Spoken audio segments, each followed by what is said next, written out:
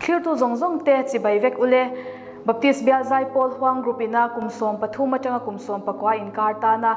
zai Intihsiak buatsaih chu amor kan lo bok don ta a he Intihsiakna hlotlin theina tura min shwai tu pathian chungah le he Intihsiakna min ngaihhlutsaktu te zawng chungah hmasawn lawmthu kan soya he Intihsiak hi round nga thlenga nei ani a final round a hian Thla pahnih mangin in elna an ron neia an zaite hi thlir thei turin YouTube lama chhop chhuah ani to ani Intihsiakna dang anglo takin he Intihsiakna hi chuanin hun top lama introduction hun kan mangdona he Intihsiakna atana manna min siam saktu organizing committee te kan clear hawanga chumin hnuwa kan chief organizer ne na changin he Intihsiakna buatsaih dan le lawmthu soina te kan ngai thla ang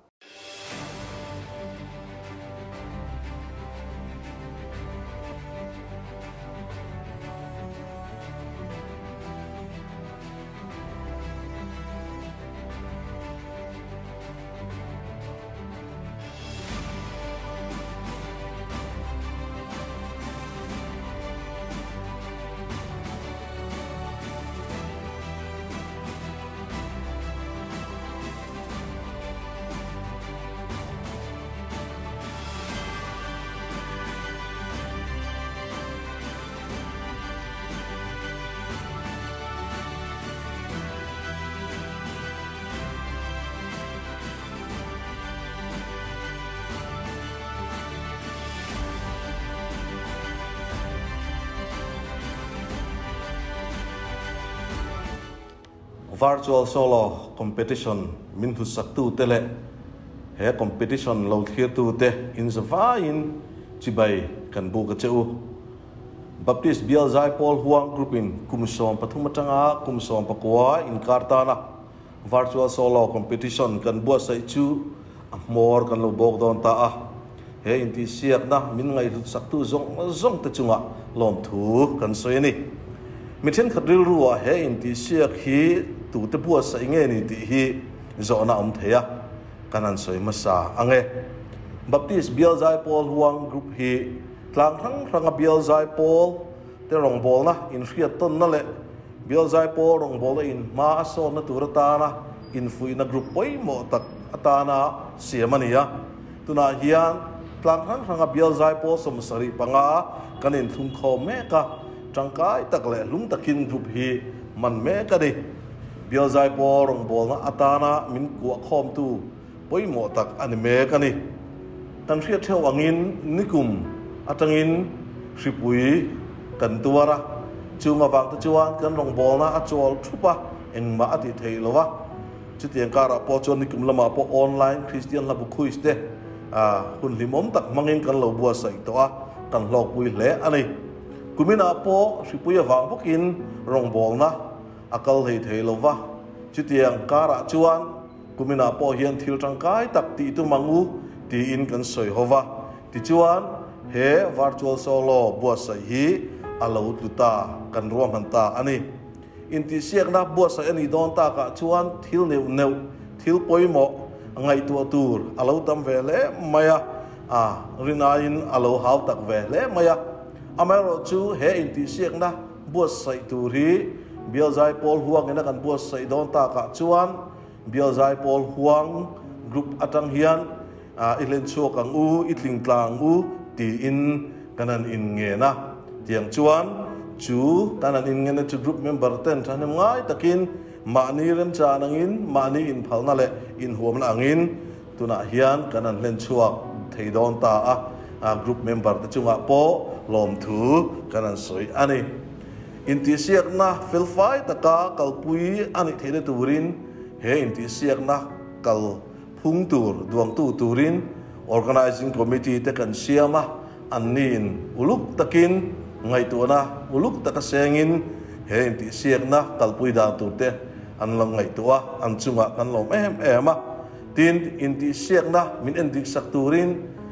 mi pasari kan rongbol pui te kanan ruata anni point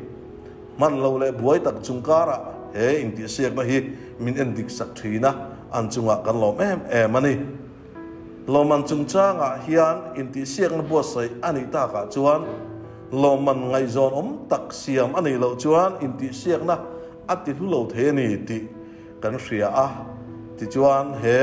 Baptist Bial Zaipawl Huang group member ten thang nem ngai tak le in Huang takin in phal takin ma ni rem chan ang te kanan tho khom ta a chuang kanan tling kan tho lom thing tling khom atang chuan lom man thatak mai kan bua sai thei tha hi kan lom em ani tin a big takin kan rong bol pui te zinga SL mini ATM na thial nei tu na thial not Bial Zaipawl director nimek rong bol tu pu alarin dika he kan Intihsiak na lom man dan hian kan main sponsor tangin pu rong bol tu lo him zawa pu zawngte ya zawtlang lunglei Pastor Bial Zaipawl conductor debi safa na nei tu na zawtlang lungleya mun nei mek lunglei bazar venga showroom nei te ani hi kan ko sponsor anon tanga an chungah po lawmthu kan soibok ani tin Intihsiakna zai le result te YouTube lama mi pui hu thei tura ti chua kan duwa hengang kan ti chua na tura tan te hian kan group member zinga talent heti lama nei thatak tak an lo oma heng te wang hian kan van nei le zoling kan ria an man ruwa le thiam na te phal taka an tho chua pui wang te hian kan lom tak taka mi pui mu thei tura bua sai hi thil haw tak mai ania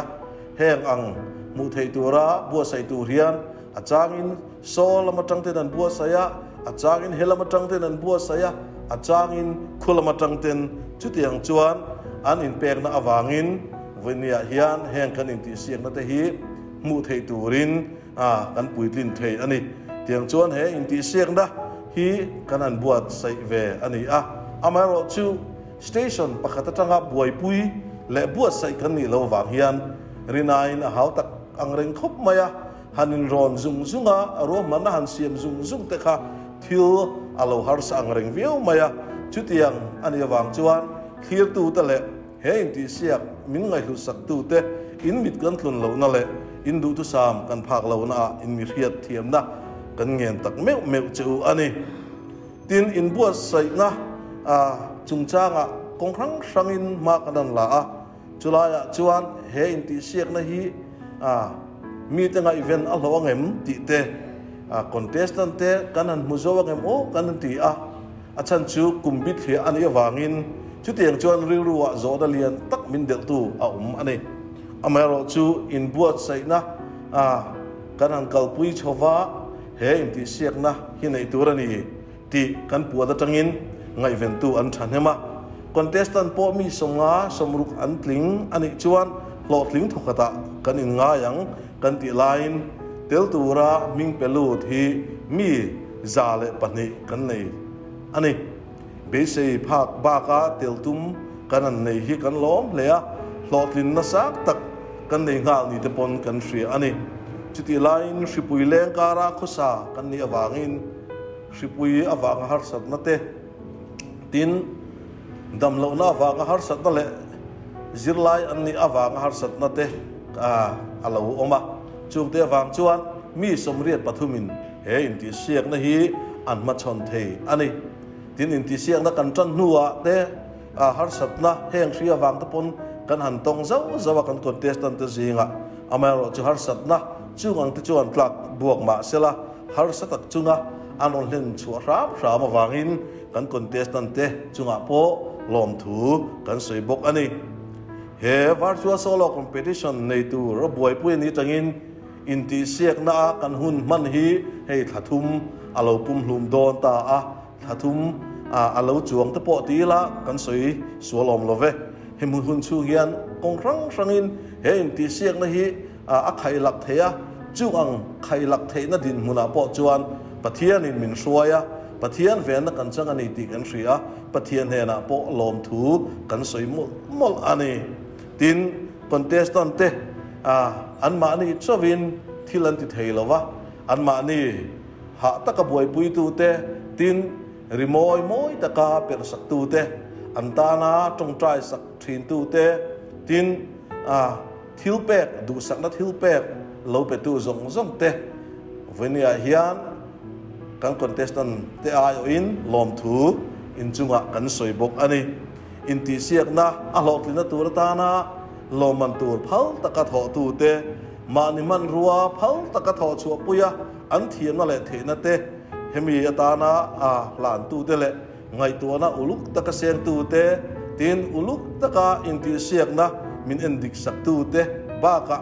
puan zar ngai angapiang phur takle thatho taka puang zar thin tu abi takin Baptist Bial Zaipawl Huang member te chunga lawmthu kanan soinon le ani ato bera chuan tirtu te hena thu cha du kan nei he ani he Intihsiakna hi zai thiam thna atana buatsaih ani ti chu kan ria amero chu hemi kan buatsaih ruala he Intihsiakna ina atum lian ber pakhat chu zai lama talent nei tu thatak tak inphumru zon chhuahna man ruale hmasawn na tur atana he Intihsiakna hi mangse ti hi kan buatsaih chhan ani chutiang ani wang chuan he Intihsiakna hi alo zo huna po kong rang man tangkai ani theina huna pianga lo man tangkai tum turin vinia hian tirtu te kan cha cheu ani pathian in omoi tak apek te pathian tana an ote an hlan zel thena tur atana akong sial saktu an kong zon puitu lo ni turin kan somin kan ngen cheu ani kalome he Intihsiakna atan hian judge mi pasari ruat ani a anni hian an omna hmun atangin uluk takin endikna an lo thoka chumi te chu tu tenge anni kan thlir hawanga chumi ba ka chuan an hnen atangin an judge dan chung chang kan thlir ho don bokani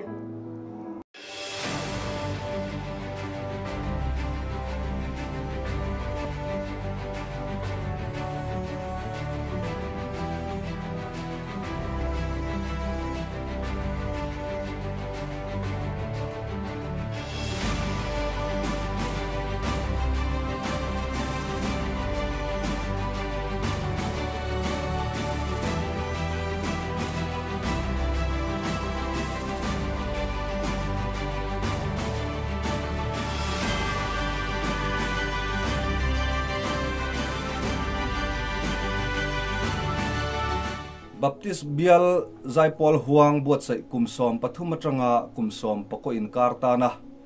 virtual solo competition minhlutsaka minlo thirsaktu zawngte chibai vek ule kan hriat theu angin hripuya wanga rongbol na chol ta thup le ti thei om manglo kara kumina virtual solo competition kan buatsaih thei hi kan lom hle ani hetianga Intihsiakna buatsaih aloni ta ka chuan a.He turatan te tlang ranga Bial Zaipawl conductor te ruat kan ni ke mani chungkua atangin meuhphur tur kan hanin ruat te hi alom em ani headquarters area tangte longtlai area tangte le Aizawl area atangte in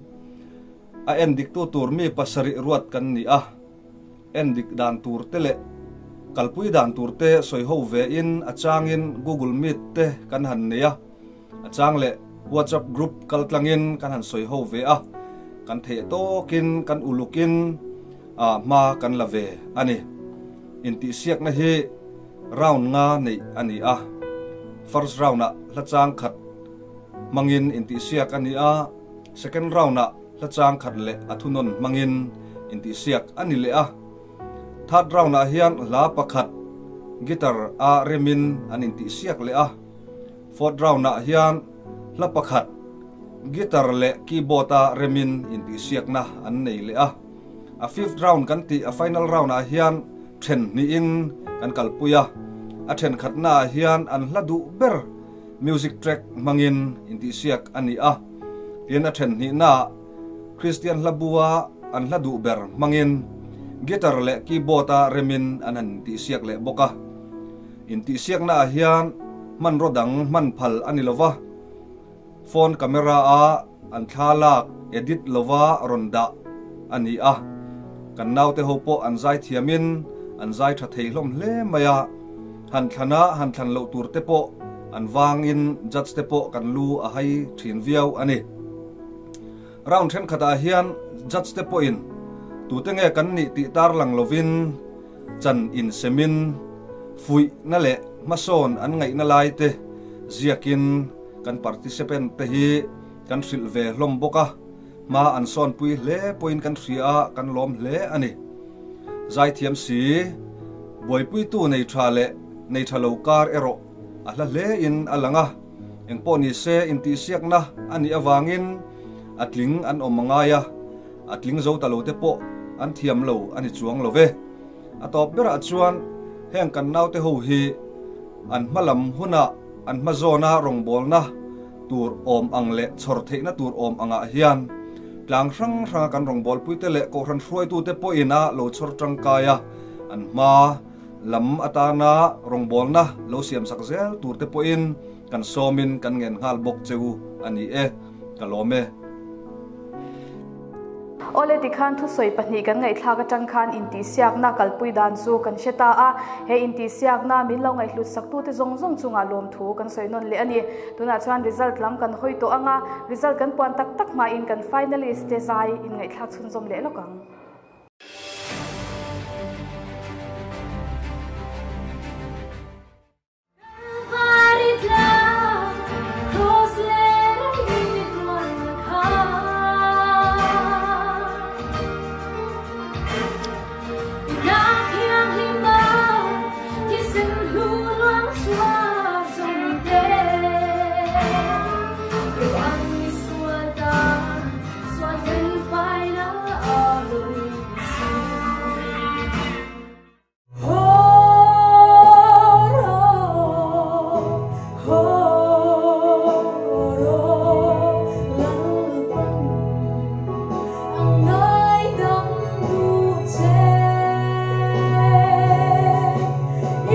Swat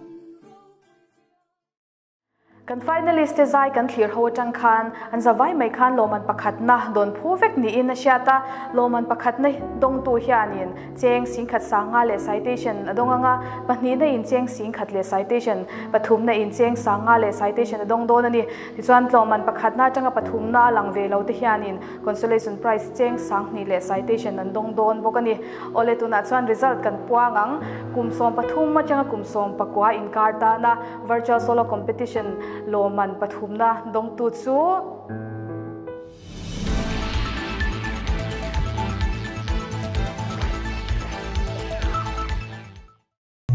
Bel hian thei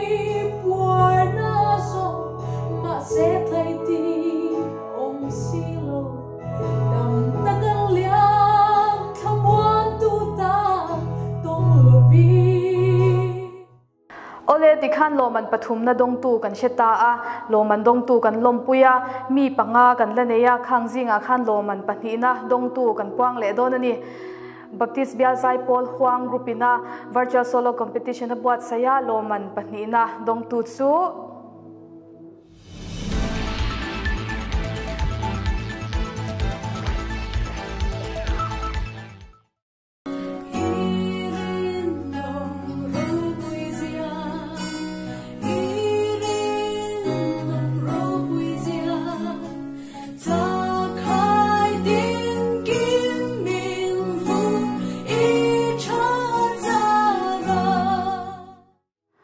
ole tikhan pahnina le pathumna kan sheta a mi pali kan laneya an pali hian pakhat na don phu vek khopa zai thiam anni Baptist Bial Zaipawl Huang ina kumsom pathum ma chang kumsom pakwa in karta na zai Intihsiak a buatsaih loman pakhat na dong tu chu